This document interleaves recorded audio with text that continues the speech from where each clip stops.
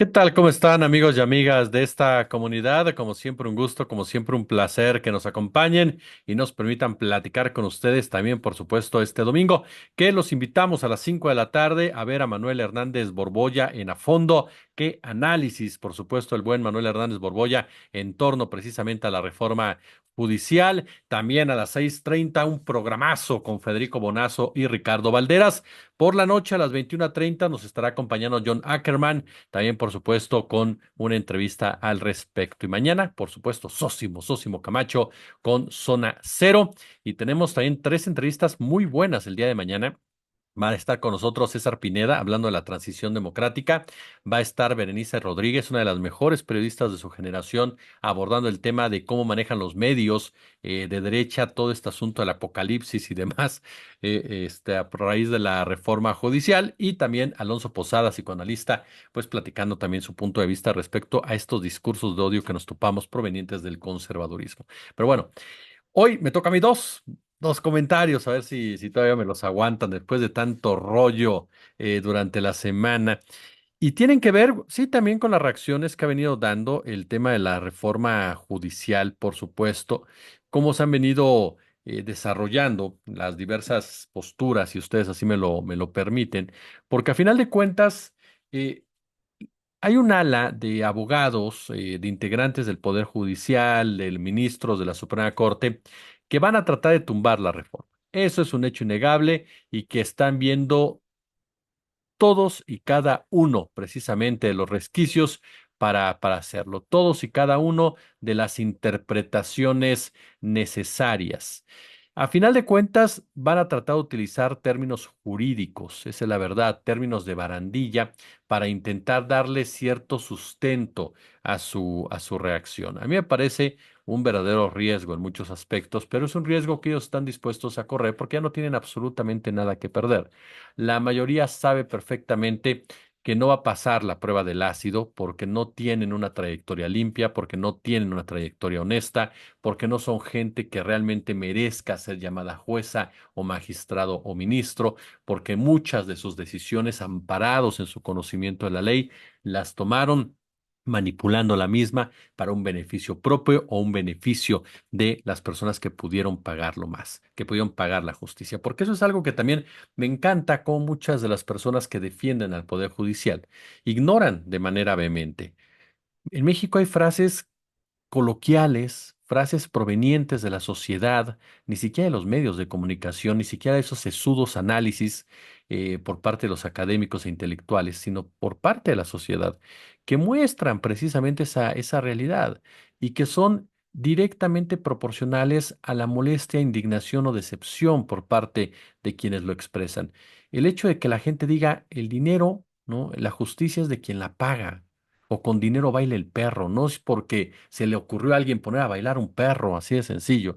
Es porque a final de cuentas se entiende cómo el poder económico siempre ha estado por encima de los derechos y siempre ha estado por encima de la propia ley. La sabiduría popular tan despreciada por estos personajes tan encumbrados de la academia y tan encumbrados, por supuesto, con sus diplomados, es verdaderamente ejemplar en esta discusión y nos ayuda a contextualizar el por qué muchas de las personas exigen una reforma al poder judicial. Pero bueno, hemos escuchado ya a varios juristas, Francisco Burgoa, otros más, legisladores del PAN, quien afirman que van directamente por esta impugnación.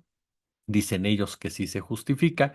Hubo un tribunal que o dio un mandato de que no se publicara antes del 11 de octubre, algo que no va a suceder. La reforma se va a publicar el día 15 de septiembre, acuérdese de mí, ¿no? Porque a final de cuentas no hay nada legal, constitucional como tal que lo impida. Lo que hay son interpretaciones tramposas que en otras ocasiones jamás hubieran ocurrido, pero que así se las gastan, insisto el cártel de la toga, así se las gastan, buscando cada coma mal puesta para tratar de impedir algo que no le beneficia como tal. Y no es ni siquiera un descubrimiento muy profundo el que hace su servidor. Es algo que hemos visto a través de muchísimos, pero muchísimos años y que no solamente se ve, porque hay muchos que te dicen, es que nada más hablas del Poder Judicial Federal. No, no, no. Hablo del local también. ¿Cuántas veces a nivel local no hemos visto o escuchado jueces, magistrados y ministros interpretar leyes de una manera tramposa? Así es, por eso son las frases de legunleños, por ejemplo, de barandilla y demás, ¿no?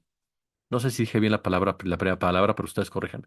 Pero la realidad es que por esas son esas frases y esas terminologías, porque los ves en el día a día. Se comportan como coyotes bien pagados, en pocas palabras. Y cuando uno escucha sus argumentos, pues te das cuenta que son muchas palabras para justificar una acción política disfrazada de legal, que se convierte en legaloide, así, y que derivará en una crisis institucional que es lo único que interesa a los afectados por esta reforma, generar inestabilidad. Así de claro. Ayer se dio a conocer esta noticia, ¿no? Que fue incluso muy destacada en el Senado de la República y que vale la pena, por supuesto, mencionar. La promulgación como tal de la reforma judicial. Es decir, la declaratoria de constitucionalidad, perdóneme usted, la declaratoria de constitucionalidad de la reforma judicial, en donde, en honor a la verdad y sin ningún tipo de sesgo personal, Gerardo Fernández Noroña dio un muy buen discurso en donde pone por delante este tema político que de repente se quiere sacar de la discusión cuando es determinante, que se le regresa el poder al pueblo sobre el poder judicial y que es algo que debe, en definitiva, ser el punto, el centro de toda esta discusión. Hay voces que te dicen es que no se le está regresando como tal. Hay otras que señalan, claro que sí, por esto, esto y esto. Pero el punto central tendría que ser ese. Pero claro, se quiere desviar a un asunto de apocalipsis, a un asunto de dictadura, a un asunto de destrucción, particularmente de aquellos que de una u otra manera se ven afectados porque así hicieron su modus vivendi, porque de una forma así hicieron su riqueza, así estudiaron, así se desarrollaron y por lo mismo van a defender. Y tiene lógica, mucha lógica que lo defiendan y caigan en acciones incluso agresivas verbalmente, físicamente, porque es el único resquicio que les queda, no en una discusión real sobre si la impartición de justicia en este país, si la procuración de justicia en este país, que ese es otro cantar, no, pero si la impartición de justicia desde el Poder Judicial realmente ha sido buena, porque no lo ha sido. Punto. Yo he escuchado hoy a gente que de verdad está indignada con la reforma. Yo le he escuchado en mesas de abogados hablar de la corrupción de los jueces. Entonces, que no nos vengan ahora a echar el rollo de que son perfectos y demás, porque eso es mentira.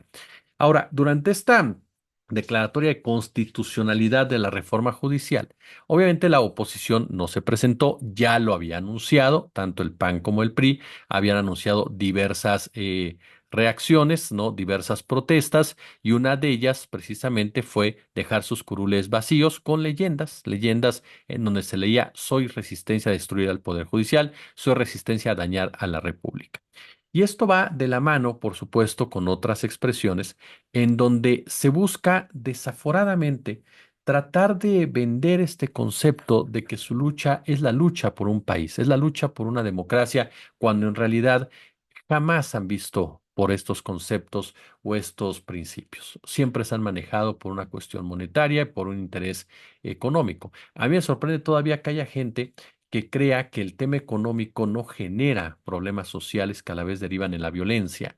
Me sorprende de verdad que haya mucha gente que todavía diga que el neoliberalismo no es responsable de todo lo que se está viviendo en muchos sentidos, porque es gente que le encanta vivir en una realidad alterna y no ver lo que sucede afuera de su ventana. Y muchas veces es gente muy clasista, esa es la verdad de las cosas, para la cual lo que padecen millones de personas con un salario bajo, que fue precarizado durante todo el neoliberalismo, pues no importa, papá, porque a mí me va bien, ¿no?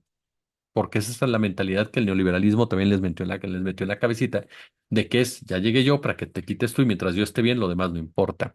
Y uno de los grandes representantes de ese neoliberalismo que se asentó en México, incluso yo me atrevería a decir, uno de los dos grandes líderes del mismo, y no sé si más perverso que el primero, es Ernesto Zedillo Ponce de León, expresidente de nuestro país, por supuesto, y quien, por cierto, dará un discurso sobre el Estado de Derecho en la conferencia anual de la Asociación Internacional de Abogados, que este año se realizará aquí, precisamente en nuestro país, el mismo 15 de septiembre, cuando es muy probable para mí es un hecho que el presidente promulgará la reforma al Poder Judicial. Cedillo buscará hacer esa contraparte. En un breve video del expresidente que acompaña la invitación de la conferencia, Cedillo dice que en un momento en el que el valor y la validez tanto de las leyes internacionales como nacionales están siendo cuestionados en muchas partes del mundo, es sumamente relevante que la Asociación Internacional de Abogados elija la Ciudad de México para su conferencia anual de este 2024. Dice tal cual en este breve video.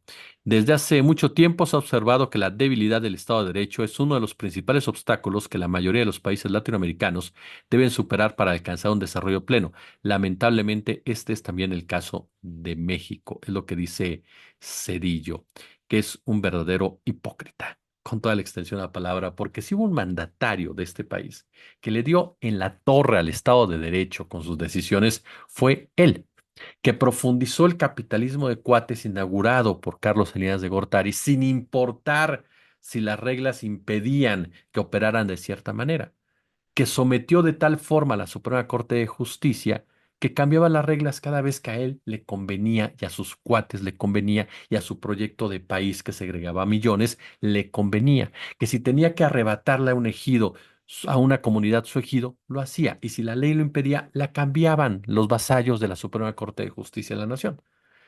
¿Quién fue el que de un manotazo dio un golpe de Estado al tumbar a todo el Poder Judicial? Algunos, claro, defensores de ese hecho, porque aparte me encanta cómo les gusta, insisto, fingirse a todos estos personajes de la alternancia democrática, les encanta hacerle al tío Lolo, les fascina, chéquelos usted y solamente te esgrimen, eso sí, ¿no? Con una enorme, pero enorme, verborrea, a mí me impresiona también eso, la verborrea que utilizan para justificar cada uno de sus actos, para tratar de elevarse, ¿no? De mostrar cierta autoridad al momento de expresión. No, ninguno de ellos cuestiona cómo se debe el golpe de Cedillo, y quien lo hace termina diciendo, bueno, era para democratizar a la corte. Por favor, hombre, dejen de chuparse el dedo y de ser tan cínicos. Cedillo le dio en la torre a la Suprema Corte de Justicia en ese momento porque no quería influencias de Carlos Salinas de Gortari, porque todos los ministros que estaban respondiendo al salinato y Cedillo quería romper con el salinato, así de claro. Y Cedillo quería una corte a su modo, porque así de perverso era Ernesto Cedillo Ponce de León. Así era Ernesto Cedillo Ponce de León. Quería el control de todos los hilos. Y porque sabía que tenía que romper con ellos. No fue ninguna democracia, no fue ninguna modernidad, no fue ninguna nada. ¿Por qué le digo esto? Porque después de eso la Corte siguió siendo vasalla del Poder Ejecutivo.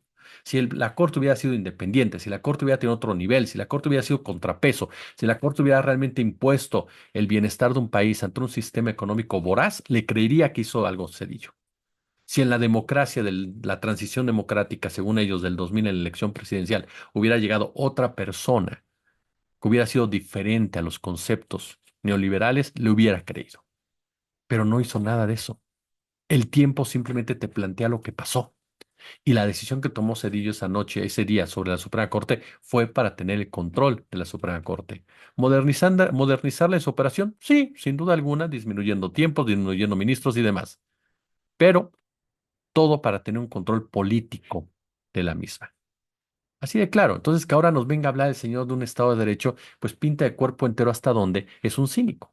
Hasta dónde el tipo de verdad cree o piensa que todavía su palabra tiene algún tipo de peso en una mayoría. Claro, esa mayoría, y este es el punto que debemos de entenderlo, a Cedillo no le importa. Los personajes como Cedillo y que ven bien a Cedillo y que buscan a Cedillo y que él es como una especie de referente, no les importan las mayorías, no le importa la gente que piensa distinta a ellos. No le importa a la gente que no está dentro de un círculo social, académico o intelectual. ¿Por qué? Porque en eso se basa sus creencias, en despreciar todo lo que hay debajo para poder seguir sometiéndolo y pisoteándolo. Es así, así. Nos podrán aventar todo el rollo que quieran, ¿no? Pero la realidad es esa, y eso es el comportamiento que ellos han tenido en muchas ocasiones. Si no, lea usted, por ejemplo, la columna de Jorge Volpi, ¿no? Tan ahora rescatada y mencionada por Denise Dresser, que a mí llegó a esa conclusión. La doctora y Volpi forman parte de esa fallida generación de la alternancia que en sus narrativas exageradas muestran esa futilidad de cada una de sus palabras totalmente embadurnadas con ese ahínco de justificar su propia derrota. Así de sencillo. Ujú. Son el reflejo precisamente de ello. Y la presencia de Cedillo, lo único que viene aquí es a mostrar esa voz ¿no? Que representa intereses neoliberales en México muy fuertes todavía, como los de Salinas, e incluso intereses neoliberales internacionales, para presionar en un momento dado. Y se va a aventar todo su rollo del Estado de Derecho, la independencia, como si con él no hubiera sucedido. Esa es una de las grandes problemáticas de la discusión. La incongruencia, para ya no repetir tanto hipocresía, la incongruencia de estos personajes. Personajes quienes, teniendo el poder, hicieron todo lo contrario de lo que pregonan cuando lo dejan, para tratar de lavarse un poco la cara. Pero Cedillo siempre será un asesino de indígenas. Así de sencillo. Cedillo siempre será un precarizador de la vida laboral. Cedillo siempre será un criminalizador de la pobreza. Cedillo siempre será un perseguidor de la libertad de expresión. Cedillo siempre será un personaje que vendió este país a intereses económicos que en ningún sentido se han visto venir, se han visto reflejados en el bienestar social. Así de simple. Ese es Ernesto Cedillo. Lo demás es pura publicidad de Televisa. Lo demás es pura publicidad de agencias. Lo demás es puro rollo de su círculo cercano que, al igual que él, se creen por encima del resto de mexicanas y de mexicanos, a quienes tendrían que pedirles perdón por los daños que provocaron durante sus sexenios, y no tratar de venir a darnos un recetario de lo que se tiene que hacer, y que ellos cínicamente no hicieron, y peor, provocaron retrocesos. Y va usted hasta qué grado llega el cinismo del Poder Judicial. Para blindar las pensiones complementarias de magistrados y jueces, ¿m? Ante la entrada en vigor de la reforma judicial, ¿qué cree que hizo el corrupto Consejo de la Judicatura? Aprobó por unanimidad el pasado 11 de septiembre un sistema que otorga compensaciones vitalicias que se suman a las pensiones otorgadas por el Instituto de Seguridad y Servicios Sociales de los Trabajadores del Estado, que serán de 45 o bien 80% del ingreso otorgado por el instituto. ¿Qué tal, eh? Hasta el pasado 31 de julio, el Consejo laboraban 768 jueces de distrito, 951 magistrados. Los primeros tienen un sueldo tabular neto mensual de 139,000 pesos, los magistrados de 152,000, de acuerdo con la síntesis de la información relevante en materia administrativa del Consejo. Con la entrada en vigor de la reforma del Poder Judicial, que ya fue aprobada por más de 20 congresos locales y el Congreso de la Unión, y cuyo decreto de reforma se espera sea publicado el 15 de septiembre, se extinguirán los fideicomisos que tiene la Suprema Corte y el Consejo, y el último estado de cuenta de este Fondo de Pensiones Complementarias de Magistrados y Jueces Federales reportó al 30 de junio de este año un saldo de 5,191,604,408 pesos. La modificación aprobada por el Consejo y dada a conocer ayer considera que los jueces y magistrados que hayan desempeñado cargos administrativos o jurisdiccionales en cualquier instancia del Poder Judicial de la Federación pueden solicitar la jubilación anticipada a los 55 años de edad o menos, siempre que hayan laborado 25 años y hasta 35 años en el mismo, con lo cual obtendrán 45% de pensión complementaria. Es decir, todavía siguen haciendo de las suyas y siguen queriéndonos vender que todo lo hacen por el bienestar de la ley y por la defensa de la ley. Son de verdad una parvada, pero una parvada de verdad de desvergonzados. Pulgar arriba, si les gustó el video, déjenme sus comentarios, déjenme sus puntos de vista, por supuesto, ya lo saben, ahí en la cajita de comentarios, también de lo que nos hacen favor de expresar aquí en el chat. Un hola, un no me gusta, si me gusta, un comentario más largo, en fin, saludos a Luca, lo que ustedes quieran, nos ayuda muchísimo, por supuesto, en la interacción. La interacción es muy importante para seguir creciendo. Ya lo saben también. Ven el video, si les gusta, póngale pulgar arriba, compártanlo, suscríbanse y si son ustedes tan amables, por supuesto, échele al super chat, el super gracias y únanse al canal. Yo, como siempre, les agradezco muchísimo su atención y ya lo saben, nos vemos al ratito. Como siempre, un gusto, como siempre, un placer.